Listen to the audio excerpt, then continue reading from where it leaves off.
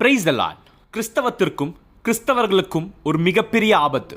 ஆமாம், மத்தேயு 24ஆம் அதிகாரத்தில் கடைசி நாட்களை குறித்து இயேசு கிறிஸ்து நிறைய அடையாளங்களை சொல்லிட்டு அதுக்கு அடுத்த வசனமே 9வது வசனத்தில் கர்த்தர் சொல்லுகிறார், அப்பொழுது உங்களை உபத்திரவங்களுக்கு ஒப்பு கொடுத்து உங்களை கொலை செய்வார்கள், என் நாமத்து நிமித்தம் நீங்கள் சகல ஜனங்களாலும் பகைக்கப்படுவீர்கள். ஆமென். இப்பொழுது நைஜீரியா தேசத்துல கிறிஸ்தவர்களுக்கு எதிராக ஒரு மிகப்பெரிய இனப்படுகொலை நடந்து கொண்டிருக்கிறது. கிட்டத்தட்ட 7000 கிறிஸ்தவர்கள் இந்த ஆண்டில் மட்டும் கொலை செய்யப்பட்டிருக்கிறார்கள். ஒரே நேரத்தில் 800 கிறிஸ்தவர்கள், குழந்தைகள், பெண்கள் உட்பட 800 பேர் கொலை செய்யப்பட்டிருக்கிறார்கள். ஆயிரக்கணக்கான சபைகள் தீக்கிரையாக்கப்பட்டிருக்கிறது. கிறிஸ்டியன் ஜீனோசைட் நைஜீரியாவில் நடைபெற்றுக் கொண்டிருக்கிறது. இதை பத்தி அபிஷியலா அந்த கவர்மெண்ட்டும் எந்த நியூஸுமே வெளிவிடாம இருந்த நேரத்தில் இப்பொழுது இது உலகத்தின் வெளிச்சத்திற்கு வந்திருக்கிறது. நாம் வாழ்ந்து கொண்டிருக்கிற இந்த நாட்கள்ல ஒரு நாட்டில் கிறிஸ்தவத்துக்கு எதிராக இப்பேற்பட்ட இனப்படுகொலை நடந்து கொண்டிருக்கிறது. இது ஒரு பக்கம் இருக்க, சைனா தேசத்துல கிட்டத்தட்ட 20 பாஸ்டர்ஸ் அரெஸ்ட் பண்ணப்பட்டிருக்காங்க. ஜியான் சபையின் தலைமை போதகர் எஸ்ரா உட்பட 20 பேர் அவங்க அரெஸ்ட் பண்ணியிருக்காங்க. ஆவிக்குரிய சபையை நடத்தின ஒரே காரணத்திற்காக. சைனீஸ் கவர்மெண்ட்ல அந்த கவர்மெண்ட் ரூல்ஸுக்கு கட்டுப்பட்டு அவங்க சொல்றதை மாத்திரம் போதிக்கிற சபை தான் அங்க அலோவ் பண்ணியிருக்காங்க.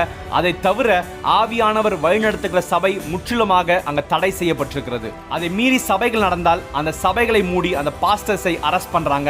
அவர்களுக்கு எதிரான பல காரியங்கள் அந்த தேசத்தில் நடைபெற்று கொண்டிருக்கிறது. கிறிஸ்தவத்திற்கு விரோதமாக ஆட்சி செய்கிற ஒரு தேசம், கிறிஸ்தவர்களை அழித்து கொண்டிருக்கிற இன்னொரு தேசம்.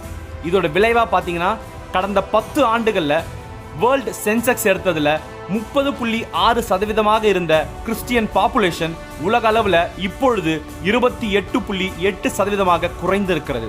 ஆனா முஸ்லிம்ஸ் பாப்புலேஷன் உலக அளவில் 23.8% இருந்தது, இப்பொழுது 25.6% உயர்ந்திருக்கிறார்கள். இந்த 10 ஆண்டு காலத்தில் 121 மில்லியன் கிறிஸ்தவர்கள் வளர்ந்திருக்கிறார்கள்.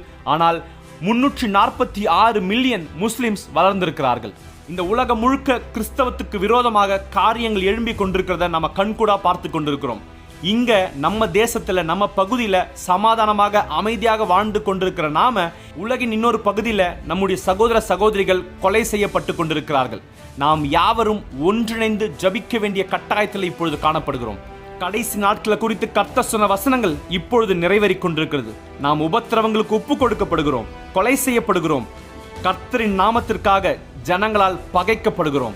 மாரநாதா சீக்கிரமாக வரப்போகிறார். நாம் ஆயத்தமாவோம், ஒரு கூட்ட ஜனத்தை ஆயத்தப்படுத்துவோம். தேங்க்யூ. God bless you.